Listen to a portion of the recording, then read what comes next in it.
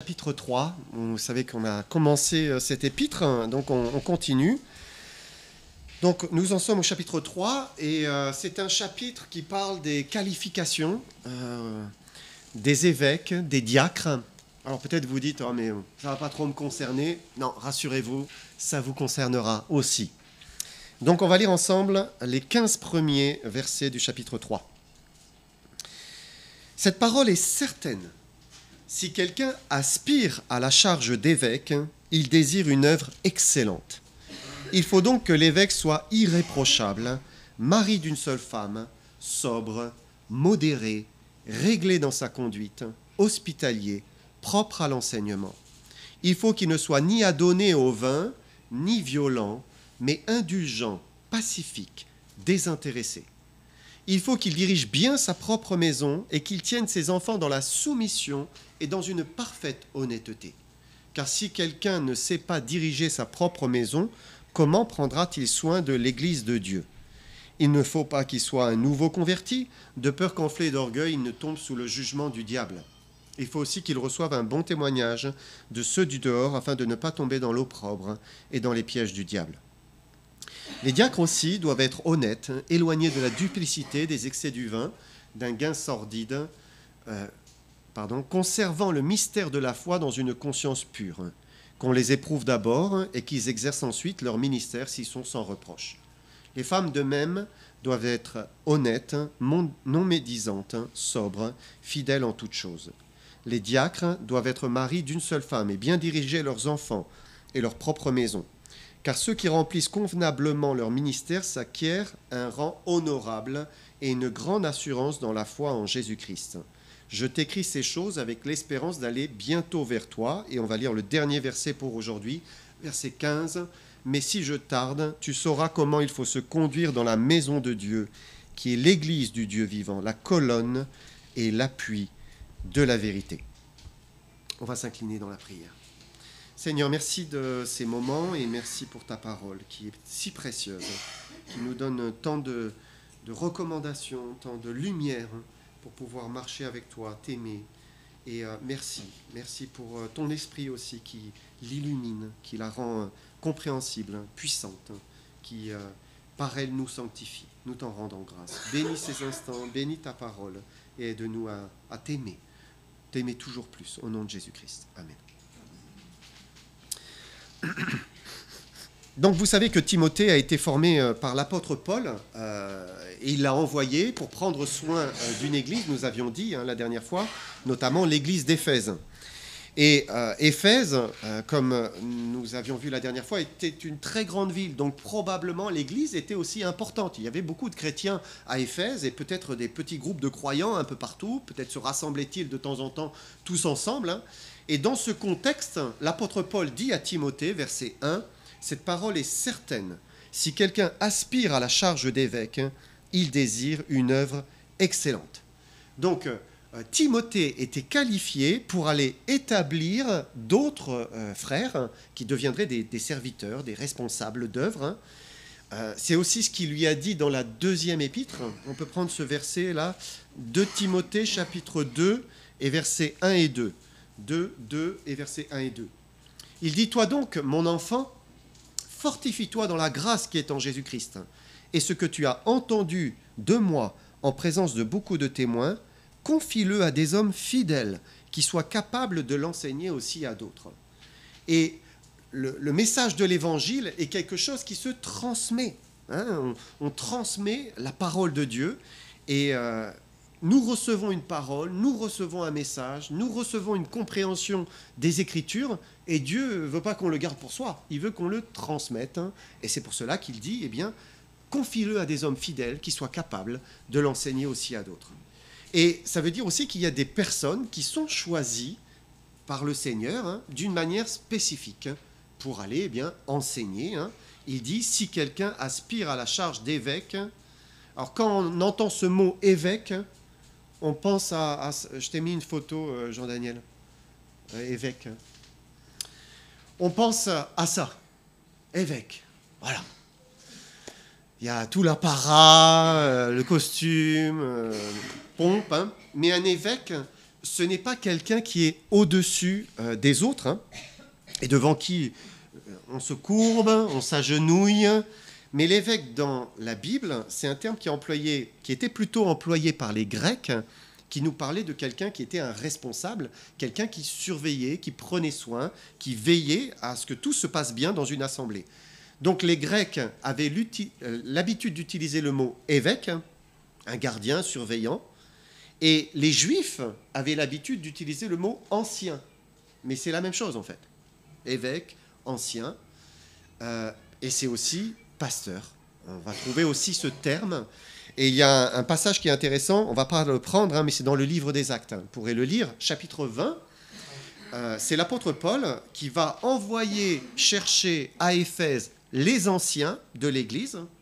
Et quand ils vont venir, il va leur dire de prendre garde à tout le troupeau sur lequel le Saint-Esprit les a établis évêques pour paître l'Église de Dieu. Et donc celui qui paie, c'est le pasteur. Et finalement, eh bien, on voit ces trois termes réunis dans un même passage. C'est la même personne, la même fonction. Et il n'y a pas de hiérarchie, une longue et grande hiérarchie dans l'Église, non. Il n'y a pas le pape, les cardinaux, les archevêques, les évêques, les curés, les prêtres, les diacres et les sous-diacres. Je ne savais pas que ça existait, mais voilà. Non. Dans la Bible, quand vous prenez les épîtres, vous voyez que l'épître est adressé aux anciens, aux diacres et aux saints, c'est-à-dire à l'ensemble de la communauté des chrétiens. Voilà. Il n'y a que ces deux fonctions et l'ensemble des chrétiens. Et pour cette première fonction, celle d'évêque, eh bien, il nous est parlé d'une aspiration. Voilà. Si quelqu'un aspire, hein, et Dieu peut mettre un désir sur le cœur d'une personne, un désir, une attirance, d'aller eh bien, vers cette fonction, de devenir un ancien, de servir les autres de cette manière. Parfois, l'aspiration, elle ne vient pas d'elle-même. Et c'est quelqu'un qui va exhorter un frère, dire « Tu n'as pas déjà réfléchi à ça? Tu devrais te poser la question. » Parce que, eh bien, on voit, là, il a dit à Timothée, hein, confie-le à des hommes fidèles. C'est-à-dire, si tu vois un homme fidèle, tu perçois que peut-être il y a un appel, alors, eh bien, demande-lui. Et parfois, c'est quelqu'un d'autre qui vient vous poser la question. On va prendre Tite, chapitre 1, verset 5. Tite était un autre serviteur, et regardez ce qu'il est dit. Il dit « Je t'ai laissé en Crète afin que tu mettes en ordre ce qui reste à régler et que, selon mes instructions, tu établisses des anciens dans chaque ville. » Et donc Tite était comme Timothée, et il avait la responsabilité, la charge d'établir, hein, de regarder est-ce qu'il y a quelqu'un qui serait susceptible de devenir un ancien, un responsable, un évêque hein, dans l'Église. Et tout cela coïncide avec l'appel de Dieu que Dieu donne pour cette charge.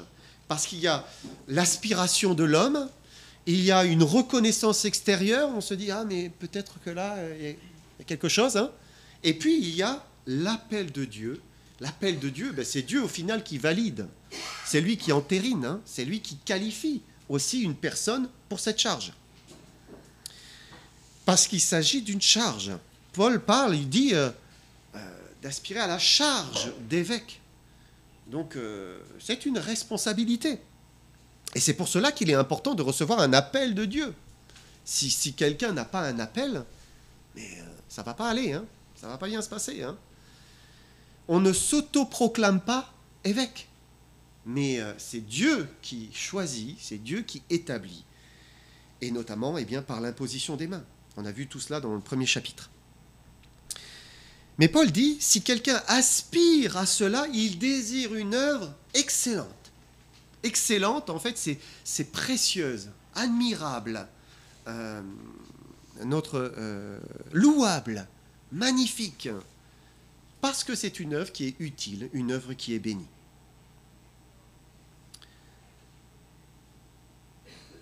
Puis Paul donne les qualifications pour devenir ancien ou évêque. Alors il commence, il dit, verset 2, « Il faut donc que l'évêque soit irréprochable. » Et c'est intéressant qu'il commence avec cette qualité, l'irréprochabilité. Celui qui est irréprochable, c'est celui qu'on ne peut pas surprendre sur le fait. Hein. C'est quelqu'un que l'on ne peut pas accuser, en fait. C'est ça, être irréprochable. Et c'est important qu'il commence par cela, en tête de liste, hein, parce qu'on pourrait se dire, mais quand on voit la liste, on se dit, mais en fait, qu'est-ce qu'il demande quelqu'un de parfait, en fait? S'il doit remplir tous ces critères, mais il est parfait. Mais non, il n'est pas parfait, c'est un homme. C'est un pécheur comme tous les chrétiens, et donc qui peut tomber aussi. Mais il demande qu'il soit irréprochable. Et irréprochable, eh bien, c'est la qualité de quelqu'un à qui on ne peut pas reprocher quelque chose. Pourquoi? Non pas qu'il est parfait, mais parce que chaque fois qu'il tombe, il règle la chose. S'il a blessé, il va demander pardon. S'il a mal agi, il va se repentir. À chaque fois, il règle les choses. Il fait en sorte d'être irréprochable. Il ne va pas rester coupable de quelque chose. Ça, c'est l'irréprochabilité. Et ensuite, eh bien, on lit toutes les qualités attendues d'un ancien. Donc, mari d'une seule femme, sobre, modéré, réglé dans sa conduite, hospitalier, propre à l'enseignement, etc. Et ça devrait nous parler à tous, ça. Parce que ce n'est pas seulement pour les anciens. Hein, parce que dans cette liste, sauf une exception ou exception, l'ensemble des qualités et vertus que Dieu attend de ses serviteurs, ce sont les qualités et vertus que Dieu attend de tous ses enfants. Vous les retrouvez partout dans la Bible, en fait. Hein. Par exemple, il demande d'être sobre et modéré. Mais il va demander exactement la même chose dans l'épître de Tite aux personnes âgées et aux jeunes femmes. La sobriété, la modération. Alors, on ne va pas le prendre, hein, mais vous pourrez le lire. Hein. Il va demander d'être hospitalier. Mais dans Pierre, il dit « exercer l'hospitalité les uns envers les autres ». Sans murmure. Donc, on doit tous être hospitaliers. Il demande plus loin d'être réglé dans sa conduite. Mais il utilise le même terme dans le chapitre précédent en parlant des femmes qui doivent avoir de la décence. En fait, c'est le même terme. Qu'est-ce que l'on apprend? Que, en fait, l'ancien doit être un modèle pour les fidèles, mais Dieu demande la même chose à tous ses enfants. Je cherchais un titre pour ce message. Et finalement, j'ai dit, je vais mettre « viser haut ». Dieu nous demande de viser haut. C'est ça, c'est important. Paul donne une liste de qualités, de vertus pour nous élever tous plus haut. C'est sa volonté. Et l'ancien, plus que quiconque, doit les viser chaque jour hein, pour exercer son ministère, mais chaque enfant de Dieu doit avoir le même objectif. On ne peut pas dire « oh, c'est pas pour moi ça ». Non, Dieu veut que tous soient sobres, que tous soient modérés, réglés dans leur conduite, hospitaliers. Alors dans la liste, il y a une qualité qui est propre au serviteur qui veut devenir un ancien. Paul dit qu'il doit être propre à l'enseignement. Et tout le monde n'est pas capable forcément de donner un enseignement. Hein. Et là, il dit, ben ça c'est une qualité essentielle. Il doit pouvoir communiquer la parole de Dieu. Est-ce que ça veut dire... Je me suis posé la question, est-ce que cela veut dire que tous les anciens doivent être des prédicateurs? Et en fait, je ne pense pas, je ne le crois pas. L'ancien, c'est quelqu'un qui va veiller sur le troupeau, qui va en prendre soin, qui va diriger, conduire, superviser, aussi enseigner, hein, prêcher. Hein, mais ça ne signifie pas forcément qu'il a un don de prédication. Pourquoi je le dis? Parce que Paul le dit. Regardez 1 Timothée 5, verset 17. Il dit que les anciens qui dirigent bien soient jugés dignes d'un double honneur, surtout ceux qui travaillent à la prédication et à l'enseignement. Et Paul, ici, nous dit qu'il y a des anciens qui ne travaillent pas d'une manière habituelle à la prédication et à l'enseignement. Ils vont prendre soin, ils vont visiter, ils vont superviser, entourer, prier. Parce que les anciens sont les colonnes de l'Église. Ça soutient l'Église. L'Église locale. Hein. Et si tous sont capables de donner un enseignement, puisque ça fait partie des qualifications, tous n'ont pas forcément un don de prédication. Alors une qualification sur laquelle j'aimerais revenir, c'est qu'il doit être mari d'une seule femme. Qu'est-ce que ça veut dire, mari d'une seule femme? Alors ça ne veut pas dire, ça n'a rien à voir avec la polygamie, hein, parce que la polygamie n'avait pas cours là, à cette période, dans l'Empire romain. Ça ne veut pas dire non plus qu'il faut que l'ancien, qui aspire, n'ait connu qu'une seule femme. Parce que, eh bien, il est dit, un veuf, par exemple, eh bien, peut se remarier. Donc, voilà. Aucune raison qu'il n'ait connu qu'une seule femme. Ça ne veut pas dire non plus qu'un célibataire ne puisse pas devenir ancien. L'apôtre Paul lui-même était seul. Et voilà, il était un ancien parmi tous. Mari d'une seule femme, ça signifie l'homme d'une seule femme. Littéralement, c'est ça. Il doit être l'homme d'une seule femme. En fait, c'est un mari qui est attaché uniquement à sa femme, la sienne. C'est elle qu'il regarde, c'est elle qu'il chérit, c'est elle qu'il veut aimer, dont il veut prendre soin. En fait, il n'y a qu'elle dans sa vie. Il ne regarde pas les autres femmes. Il ne s'intéresse pas aux autres femmes. Il n'y a qu'elle. Ça, c'est être l'homme d'une seule femme. Mais ce n'est pas que pour le pasteur. Et non. Être l'homme d'une seule femme, mais c'est pour tout le monde, en fait. C'est pour tout le monde. Messieurs, qui êtes mariés, Dieu attend de vous qu'elle soit la seule dans votre cœur, qu'il n'y en ait pas d'autre. La seule que vous regardez, la seule dont vous rêvez, la seule avec qui vous avez envie de passer le reste de vos jours, qu'il n'y en ait pas d'autre. Et si ce n'est pas le cas, eh bien, il faut demander pardon et dire, Seigneur, renouvelle en moi l'amour, renouvelle en moi cette flamme, cette flamme des premiers jours. Le mariage, c'est une alliance, c'est vraiment une alliance. L'alliance que l'on fait avec quelqu'un du sexe opposé, c'est important de le souligner aujourd'hui, sinon c'est pas... Bon, je ne m'étends pas par là. C'est une alliance où on fait le choix de s'aimer. C'est un choix. C'est un choix du cœur, c'est une décision, c'est une résolution. C'est celle que je vais aimer jusqu'à la fin. Et c'est pour cela que si l'amour s'étiole, s'il commence à faiblir, à diminuer sur le chemin, il ne faut pas rester en spectateur et puis se dire « Ah ben, je l'aime plus ». Non, je n'ai pas le droit de dire « je l'aime plus ». Seigneur, pardonne-moi parce que je l'aime plus. Et renouvelle en moi l'amour et aide-moi à prendre soin. Et quand vous faites ça, le Seigneur pourvoit. Le Seigneur change. Le Seigneur transforme le cœur. Nous ne pouvons pas faire autrement. C'est une alliance. Et donc, il y a un effort à faire. Il faut désirer cela. Il y a une prière à adresser à Dieu, une volonté de renouveler ses vœux à l'égard de celui ou celle que l'on a choisi. Vous savez, le mariage, c'est comme un jardin que l'on doit entretenir. Eh oui, c'est du travail.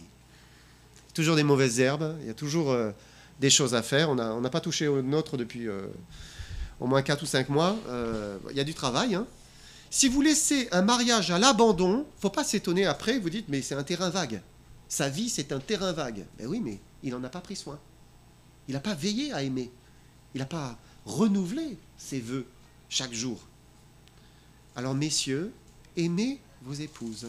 Soyez les hommes d'une seule femme. C'est une décision du cœur que vous ne regretterez pas, que vos enfants ne regretteront pas, et que votre épouse, bien sûr, ne regrettera pas. Verset 3. Il faut qu'il ne soit ni adonné au vin, ni violent, mais indulgent, pacifique, désintéressé. Est-ce que ce n'est pas là aussi ce que Dieu demande à tous ? Ben oui, visons haut. Voilà, visons tout en haut. Dieu ne veut pas que nous ayons un penchant vers l'alcool dans nos vies. Dieu dit à tous, vous vous souvenez de ce verset, ne vous enivrez pas de vin, c'est de la débauche. Soyez au contraire remplis de l'esprit. Et le serviteur donne l'exemple en se gardant de devenir quelqu'un qui est habitué à boire, et puis voilà, ça fait partie de sa vie. Et chaque chrétien doit en faire autant.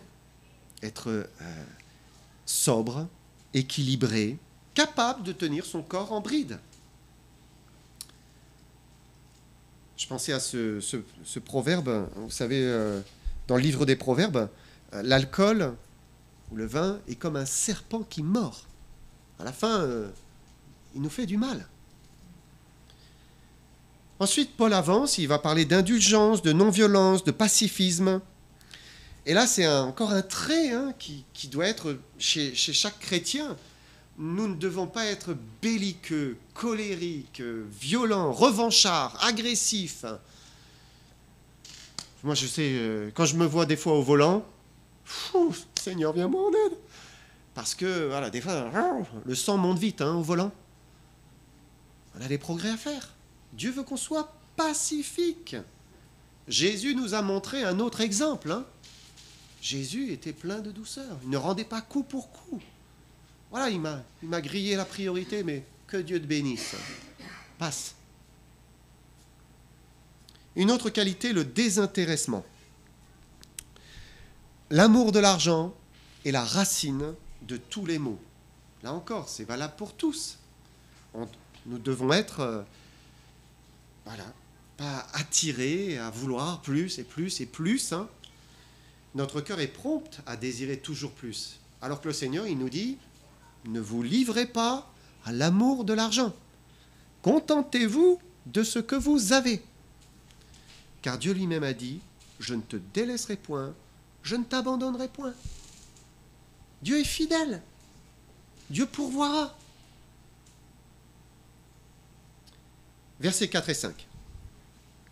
Il faut qu'il dirige bien sa propre maison et qu'il tienne ses enfants dans la soumission et dans une parfaite honnêteté. Car si quelqu'un ne sait pas diriger sa propre maison, comment prendra-t-il soin de l'Église de Dieu ? Donc là encore, une condition pour qu'un homme puisse être un ancien dans l'Église, il faut nécessairement que ses enfants, sous son toit, marchent droitement. C'est une condition. Voilà, c'est sa responsabilité de veiller sur l'éducation de ses enfants. Bien sûr, une fois que l'enfant quitte le foyer, commence à faire sa propre vie, il n'est plus responsable. Chacun devient après un jeune adulte, et chacun vit sa vie comme il le veut. Mais tant qu'il est sous son toit, c'est sa responsabilité. Soumission, honnêteté. Et c'est sans concession. Maintenant, est-ce qu'un père chrétien, qui n'est pas un ancien, ne doit pas garder ses enfants dans la soumission et l'honnêteté ? Non, lui, ça va... non, c'est valable pour tous, évidemment. Il ne peut pas laisser ses enfants devenir rebelles, malhonnêtes. C'est pas possible. Non. Paul nous montre ce que Dieu attend des pères de famille en général. Et c'est notre responsabilité de garder notre maison, notre foyer en tant que responsable de famille, de père, dans la droiture, dans la soumission, dans l'honnêteté. En fait, ça s'appelle simplement l'éducation. C'est tout. Nous sommes en charge de donner une éducation à nos enfants. Et le père de famille chrétien qui aime le Seigneur, il va rechercher le meilleur pour sa famille. Et ce n'est pas l'école laïque ou catholique qui va le faire. Ce n'est pas les 2 heures d'école du dimanche qui vont changer complètement la vie d'un enfant. Mais c'est au jour le jour, dans la constance, dans l'exemple, dans la correction, dans l'instruction, dans la persévérance dans le foyer, que le couple et le chef de famille particulièrement va donner. Et la mère, bien sûr, a toute son importance. Et bien des mères aujourd'hui doivent aussi faire avec. Parfois, en l'absence du père, elles deviennent, elles doivent être aussi l'autorité dans le foyer. Et elles ont besoin d'aide, bien sûr, mais le Seigneur n'abandonne pas une mère qui crie à lui. Mais normalement, logiquement, tel que c'est construit, l'autorité revient au père. Et c'est à lui de veiller à la soumission, à ce qu'il y ait de la soumission, de l'honnêteté, de la droiture. Ce n'est pas à elle de diriger, de présider, de conduire, de décider. Tout, La mère est une autorité, mais Dieu dit, j'établis chef de foyer l'homme. Et donc les pères chrétiens ont la charge de diriger leur maison. Et là encore, je dis, mais visons haut. Visons haut. Paul dit ensuite qu'il ne soit pas un jeune converti. Alors ça ne veut pas dire qu'il ne puisse pas être un jeune homme. Timothée était un jeune homme, peut-être là, à ce moment-là, dans la trentaine. Hein. Mais Timothée connaissait le Seigneur depuis son enfance. Donc ça faisait longtemps. Timothée avait appris à marcher avec le Seigneur. Et ce que Dieu veut, c'est que ce ne soit pas quelqu'un qui vienne se convertir, et puis voilà, on lui dit, ah bah tiens, tu peux devenir responsable, et puis là, danger. C'est vraiment un danger. Et il y a des jeunes, tout jeunes serviteurs hein, qui sont partis en vrille, parce que l'orgueil gagne le cœur, hein, dès qu'on a une position un peu de surveillant ou de responsable. Et Dieu veut nous préserver de cela. Verset 7. Il faut aussi qu'ils reçoivent un bon témoignage de ceux du dehors, afin de ne pas tomber dans l'opprobre et dans les pièges du diable. Et il y a le témoignage dans la vie personnelle, le témoignage dans la vie de famille, et le témoignage public à l'extérieur. Et là encore, le mot, c'est irréprochabilité. Ce n'est pas facile, le diable essaie toujours de nous piquer, hein, mais voilà, on essaye de régler, de faire en sorte d'être irréprochable, de pardonner, d'aimer. Donc voilà, vous avez toutes les qualifications pour être un ancien. Et maintenant, il va parler des diacres. C'est la deuxième fonction dans l'Église de Jésus-Christ. Littéralement, le mot diacre, c'est quelqu'un qui est au service d'eux. Donc quelqu'un qui rend service, hein, qui est un serviteur. Jésus va dire, par exemple, il va dire, le plus grand parmi vous sera votre diaconos, sera votre diacre, sera votre serviteur. En fait, tout le monde, hein, nous pouvons être des diacres, des serviteurs les uns des autres. Hein. Et nous voyons dans les Actes que les apôtres, au départ, au tout début de l'Église, les apôtres faisaient tout. Ils prêchaient, ils priaient, ils servaient aux tables, ils allaient chercher de la nourriture pour les gens dans le besoin, ils allaient de droite et de gauche, ils étaient débordés, et finalement, à un moment, ils se sont arrêtés et ont dit, c'est pas raisonnable que nous puissions faire tout cela au lieu de nous concentrer sur la parole de Dieu et la prière. Alors, eh bien, ils ont choisi des diacres. Et c'est intéressant de voir donc ces églises primitives qui étaient constituées d'anciens, de pasteurs, de diacres, de saints, et on pourrait se dire que pour être un serviteur, pour être un diacre, il faut juste avoir de la bonne volonté. Quelqu'un a de la bonne volonté, ah bah tiens, toi, tu as envie de servir, bah hop, on t'établit diacre, on te choisit, tu seras diacre, serviteur. Mais en fait, ça ne suffit pas. Il ne suffit pas d'avoir envie de servir. Regardez comment s'est fait ce choix des diacres en Acte 6. Acte 6. Et on va lire les versets 3 et 4. Acte 6, versets 3 et 4. C'est pourquoi, frères, choisissez parmi vous 7 hommes de qui l'on rende un bon témoignage, qui soit plein d'Esprit Saint et de sagesse, et que nous chargerons de cet emploi. Et nous continuerons à nous appliquer à la prière et au ministère de la parole. Et vous voyez ici, les apôtres n'ont pas dit, qui veut servir aux tables, qu'il lève la main. Et bah tiens, non, ça ne s'est pas passé comme ça en fait. Ils ont dit, mais qui a un bon témoignage, qui est rempli du Saint-Esprit, qui a de la sagesse divine, hein. Il écoute le Seigneur, il cherche à faire ce que le Seigneur veut. Il y avait ces 3 qualifications. Hein. Alors, ils ne connaissaient pas la foule, mais ils ont demandé à ceux qui étaient les plus en vue, ceux qui veillaient déjà un peu sur le troupeau. Est-ce que vous voyez des hommes comme cela? C'est ceux-là que l'on veut choisir. Pourquoi? Parce que Dieu veut que l'Église soit gérée d'une manière spirituelle, même pour des tâches matérielles. Dieu veut que l'Esprit soit partout, que le Seigneur soit partout. La chair ne doit pas avoir de part dans l'Église du Seigneur. Il ne faut pas laisser la chair gérer, parce que ça va mal se passer, c'est certain. Et c'est ainsi que les frères ont choisi ceux qui remplissaient ces critères, et puis ils sont allés vers eux, ils ont demandé « Est-ce que tu ne voudrais pas devenir diacre, servir les frères, l'assemblée ?» Et c'est pour cela que Paul nous donne toutes les qualifications des diacres. Donc en fait, on voit que le diacre, c'est pas juste un bouche-trou matériel, il manque quelqu'un, tiens, occupe-toi. Non, c'est un serviteur qui est reconnu comme tel. On va relire peut-être versets 8 à 10. Les diacres aussi doivent être honnêtes, éloignés de la duplicité, des excès du vin, d'un gain sordide, conservant le mystère de la foi dans une conscience pure, qu'on les éprouve d'abord et qu'ils exercent ensuite leur ministère s'ils sont sans reproche. Les femmes de même doivent être honnêtes, non médisantes, sobres, fidèles en toutes choses. Les diacres doivent être maris d'une seule femme et bien diriger leurs enfants et leur propre maison, car ceux qui remplissent convenablement leur ministère s'acquièrent un rang honorable et une grande assurance dans la foi en Jésus-Christ.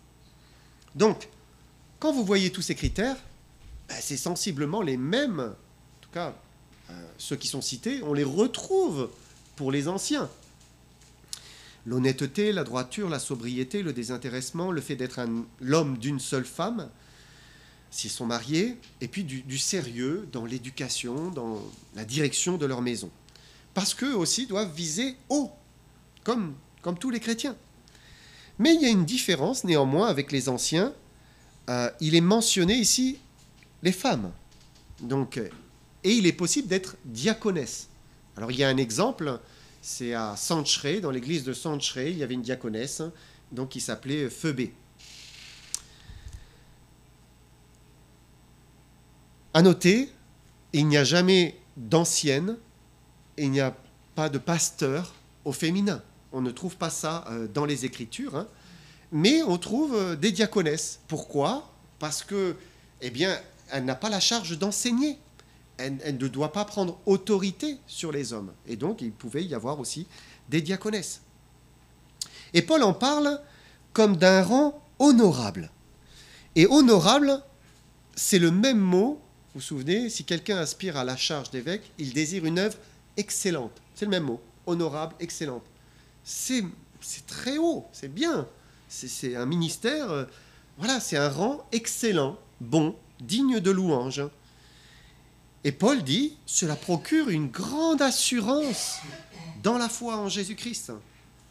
Pourquoi ? Cela procure une grande assurance dans la foi en Jésus-Christ. Parce que quand nous servons le Seigneur, ça nous rapproche de lui. Ça nous responsabilise, ça nous engage et ça nous rapproche du Seigneur. En fait, quand nous servons, c'est une occasion de progresser avec Christ, d'aller plus loin avec Christ, de mieux le connaître, de mieux l'aimer. Ça nous aide à avancer avec le Seigneur. Et en fait, ça nous garde. C'est une protection, hein ? Quand vous n'avez pas la protection, je fais un peu ce que je veux, quoi. Hein. Mais quand vous êtes responsable, je ne peux pas faire ce que je veux. Non. Et donc, ça vous protège.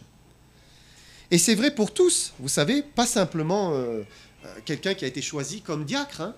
Quand vous servez à l'école du dimanche, quand vous êtes engagé dans une première partie, quand vous jouez de la musique, quand vous faites le ménage, aussi, quand vous servez, quand vous occupez des enfants en bas âge, en fait, le fait de s'engager, de servir, c'est une responsabilité, ça vous engage et ça vous oblige à rester plus près du Seigneur. Et donc, ça procure une grande assurance dans la foi en Jésus-Christ. En fait, servir, c'est la meilleure chose qui puisse nous arriver. Parce que ça nous propulse plus loin. Et c'est vrai pour les anciens, c'est vrai pour les diacres, et c'est vrai pour chaque personne qui sert dans l'Église. Donc, si vous avez l'occasion de servir, ne dites pas non. Allez-y, même si ça vous fait peur, allez-y. Parce que vous n'allez jamais autant apprendre qu'en servant les autres. Vous serez les premiers au bénéfice. Mais j'aimerais revenir sur le verset 13. Verset 13, il dit « Car ceux qui remplissent convenablement leur ministère s'acquièrent un rang honorable et une grande assurance dans la foi en Jésus-Christ. » Il dit c'est un rang honorable, c'est un rang excellent, et le mot « rang », il peut être traduit par « marche ». C'est une marche honorable. Et quand on s'engage dans un service, on marche c'est une marche de plus vers le Seigneur, en fait. Hein. Voilà, je monte un peu plus près du Seigneur. Parce que finalement, c'est un peu plus de consécration. C'est ça, hein. Si je m'engage à servir, je me consacre davantage. Ça oblige à se consacrer davantage. Et Dieu peut nous conduire à un pas supplémentaire, une marche supplémentaire. Il y a un diacre qui s'appelait Étienne. Et Dieu a conduit Étienne. Il dit, voilà, tu es monté à ce rang, je vais t'amener au rang suivant. Regardez, on va lire Actes 6, 8 à 10. Étienne, plein de grâce et de puissance, faisait des prodiges et de grands miracles parmi le peuple. Quelques membres de la synagogue dite des Affranchis, de celle des Cyrénéens et de celle des Alexandrins, avec des Juifs de Cilicie et d'Asie, se mirent à discuter avec lui. Mais ils ne pouvaient résister à sa sagesse et à l'esprit par lequel il parlait. Et vous vous souvenez de la suite de l'histoire, si vous avez lu le livre des Actes, en fait, Étienne va terminer martyr. Voilà, il va prêcher l'évangile et terminer comme martyr pour le Seigneur. À noter, un autre diacre du livre des Actes, c'est Philippe. Philippe, c'est lui qui va être envoyé pour prêcher à l'eunuque éthiopien. Donc voilà, il devient évangéliste. Hein. Le Seigneur dit, tu te consacres, voilà, je vais t'amener encore plus près de moi, dans une consécration plus grande. Et donc le ministère de diacre est honorable, c'est une marche honorable qui peut conduire parfois plus loin. J'arrive à la fin, on va terminer avec les versets 14 et 15. Je t'écris ces choses avec l'espérance d'aller bientôt vers toi, mais si je tarde, tu sauras comment il faut se conduire dans la maison de Dieu, qui est l'église du Dieu vivant, la colonne et l'appui de la vérité. Donc voilà, Paul a donné toutes ces recommandations au jeune Timothée, et Timothée sait maintenant comment il faut se conduire dans ce qu'il appelle la maison de Dieu. Et la maison de Dieu, c'est l'église du Dieu vivant. En fait, ce n'est pas le bâtiment, hein, bien sûr, ce sont les personnes, c'est l'assemblée. Nous sommes la maison de Dieu, parce que Dieu habite en nous. Et Dieu est là, il est au milieu de nous, il est avec nous. Nous sommes sa maison, nous sommes la maison du Dieu vivant. Et c'est l'église locale. Et il dit, voilà, tu sais maintenant comment il faut se comporter. Les dirigeants doivent bien se comporter, les diacres doivent bien se comporter, l'ensemble de l'église, bien sûr, des chrétiens, doivent bien se comporter. Et nous sommes ensemble l'église du Dieu vivant, la colonne et l'appui de la vérité. Ça signifie que chaque église locale, petit groupe de croyants ici, là, chaque église soutient, protège et proclame la vérité de Dieu. Et c'est une bénédiction. Vous savez, parfois vous entendez des personnes qui disent « Mais tu es dans quelle église ? Ah oui. Mais pourquoi vous êtes plein de petites églises là ? Il y a tellement de noms, j'en perds mon latin. » Donc, parce que les baptistes, il y a les pentecôtistes, il y a ceci, il y a cela, et ils ne comprennent pas, les gens. Mais c'est une bénédiction. C'est une vraie bénédiction. Pourquoi ? Parce que chaque église est gardienne de la vérité.